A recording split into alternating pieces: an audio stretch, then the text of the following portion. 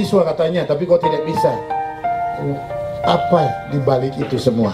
Nah, nanti kita diskusi, kelompok nanti silakan bicara hal itu. Kenapa itu? Kalau sejak Indonesia Papua dimasukkan dalam Republik Indonesia saat itu langsung mendidik orang Papua, saya pikir orang Papua akan kalahkan provinsi-provinsi lain di Indonesia. Karena kemampuan dan komitmen kerja kerasnya itu orang Papua hebat-hebat.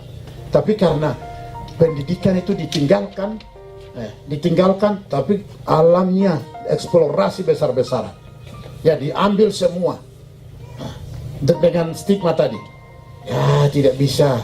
Jadi dikasih sesuatu itu semacam topeng itu saja. Saya rombak itu sampai Jakarta, ketemu pertemuan dengan menteri-menteri, kadang-kadang dengan presiden. Kok orang Papua bisa juga ya?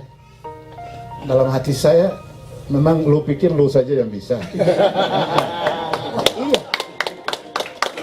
Iya, dalam hati saya kadang-kadang ini orang-orang bagaimana ini orang-orang ini.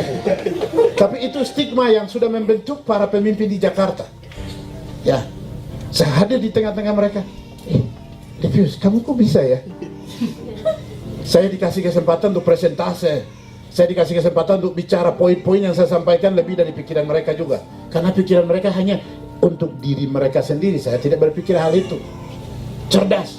Itu sebabnya Jokowi begitu lihat, langsung Jokowi tangkap saya untuk memberikan masukan-masukan. Jadi setiap bulan saya kadang-kadang 2 bulan sekali, kadang-kadang ketemu beliau, minta beri masukan. Dan masukan beberapa yang saya masukkan, beliau hebat, langsung eksekusi. Saya senangnya dia. Ini Jokowi ini salah satu presiden yang langka di dunia. Ya, ini presiden yang paling langka, paling aneh. Maksudnya aneh yang paling paling aneh positif maksud saya. Itu hebat. Tapi bawahannya banyak yang busuk-busuk. Sehingga beliau mau maju satu hari itu dia maju bisa sekian kali lipat. Tetapi masih tahan karena di dalam ini sudah dari 70 tahun lebih sudah busuk. Yang beliau sudah mulai bongkar, tapi memang butuh waktu. Dan komunikasi itu seperti itu terus jalan. Jadi ini yang Tuhan pakai saya dari pedalaman Papua bisa menjadi garam terang di tengah-tengah dalam rapat. Kadang-kadang itu yang aneh buat saya juga. Ini saya mau kasih kesaksian juga. Jadi khusus anak-anak Papua atau dari Indonesia yang akan kembali ke Indonesia, Anda harus betul-betul pertama Yesus harus ada di hati. Jangan hanya Yesus itu sebatas percaya. Ya, percaya tidak cukup karena percaya itu iblis pun percaya bahwa Yesus adalah anak Allah. Ya, tidak cukup. Harus percaya tapi juga ambil keputusan terima Yesus dan born again. Itu modal Anda untuk bisa terbang jauh, kalahkan yang lain. Ya, bisa berbicara dengan orang di atas. Itu satu kunci. Terima Yesus sebagai Tuhan dan Juru Selamat pribadi. Itu basic dari semuanya.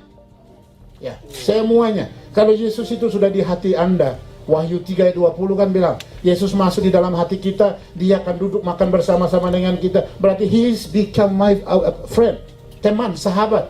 Makanya kan Yohanes 14 bicara, karena Anda, aku menyerahkan nyawaku karena sahabat. Ya, sacrifice. Yesus memberikan dirinya untuk kita. Itu sebabnya betul-betul Yesus itu harus ada di dalam hati. Nah, kalau dari anggota fikih semua betul-betul menjadi anak-anak Allah. Yohanes 1:12 kan. Setelah terima Yesus, status mereka diubah. Ini yang saya senang sekali saya lihat ke situ. Yohanes pertama percaya, mendengar, percaya, terima Yesus. Nah, setelah terima Yesus, status berubah. Yohanes 1:12. Orang itu menerima Yesus menjadi anak Allah. Ya, jadi banyak anak angkat. Tapi kalau sudah terima Yesus menjadi anak kandung Kristus. Anak kandung Kristus itu spesial, ya. Dan dia spesial karena spesial, dia diberikan kuasa kepada anak ini. Dan Paulus mengalami hal yang sama. Paulus karena anak spesial, karena terima Yesus, maka dia diberi status khusus, anak kandung Kristus. Itu sebabnya Kolose pasal 1:26. Misteri Allah yang tersimpan dari abad ke abad Itu yang dia bukakan kepada Paulus. Itu yang disampaikan kepada jemaat di Kolose. Jadi dasarnya ialah terima Yesus di dalam hati. Setelah terima Yesus dalam hati, misteri yang dia simpan, rahasia yang tersimpan dari abad ke abad, itu dibukakan. Makanya orang-orang pintar di dunia rata-rata itu orang Kristen. Ya, rata-rata itu orang Kristen. Tapi juga semua teknologi dan lain-lain itu semua berasalnya dari tempat Yesus lahir, nenek moyangnya Yesus di sana. Semua ini, ya, teknologi apa saja dibuat oleh orang-orang Yahudi. Nah itu. Banyak orang Yahudi yang belum terpercaya Tuhan, tetapi rata-rata ke situ. Jadi penting sekali personal terima Yesus secara pribadi itu sangat penting supaya kita bisa bergerak berkembang kemana-mana. Dan ya, saya sekali lagi, saya bukan pegawai negeri, tapi menjadi penasihat tanpa SK khusus. Ini yang terjadi. Saya bisa menjadi penasihat untuk pemimpin beberapa TNI, Panglima TNI, Kapolri, Kapolda, Pangdam, Gubernur, kadang-kadang presiden itu sampai Pak Luhut bilang begini, kamu ini harus diberikan satu spesial SK untuk ini. Saya bilang tidak perlu. Tapi anehnya, dalam pejabat-pejabat lagi rapat, saya bisa telepon, bisa SMS, mereka masih bisa jawab. Itu juga kadang-kadang saya pikir, ini apa? Itu. Itu maksud saya, ini juga masuk di dalam Anda semua, maksud saya begitu. Anda yang dicari, bukan kamu yang mencari mereka. Itu. Dan begitu hadir dalam rapat seperti tadi saya katakan, walaupun itu rapat pemerintah, tapi karena ada saya, Pak Pendeta berdoa dulu. Jokowi 2 kali dalam istana, ini rapat pertemuan. Ada Pak Pendeta Lipius, jadi saya minta doa dulu. Coba, luar biasa kan. Bagi saya senang itu.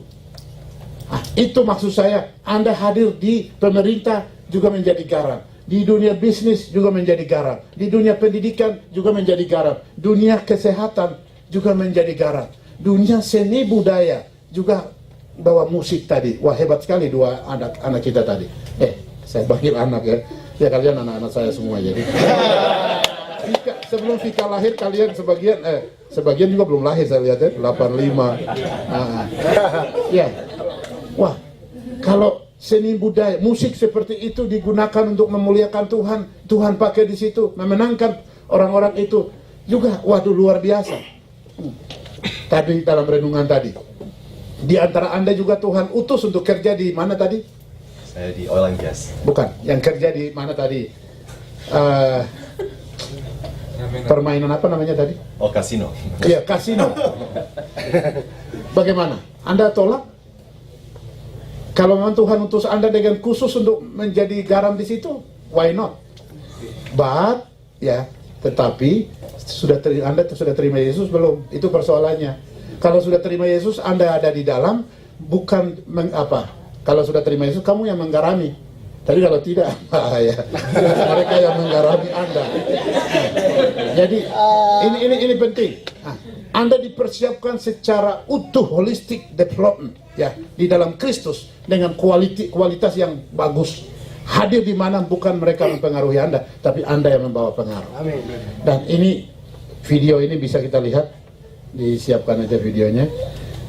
Video ini, ya, pelayanan hidup saya dan lain-lain sebagainya. Sekarang Pak Pendeta Andi, beliau ini salah satu gereja, dia pegang 2 gereja di Jakarta, tapi sekarang full membantu saya kerjasama untuk pelayanan di Papua, tapi juga pelayanan di kalangan-kalangan lain di Indonesia. Kalangan lain maksudnya non-Kristen, seperti itu. Oke? Ya, terima kasih.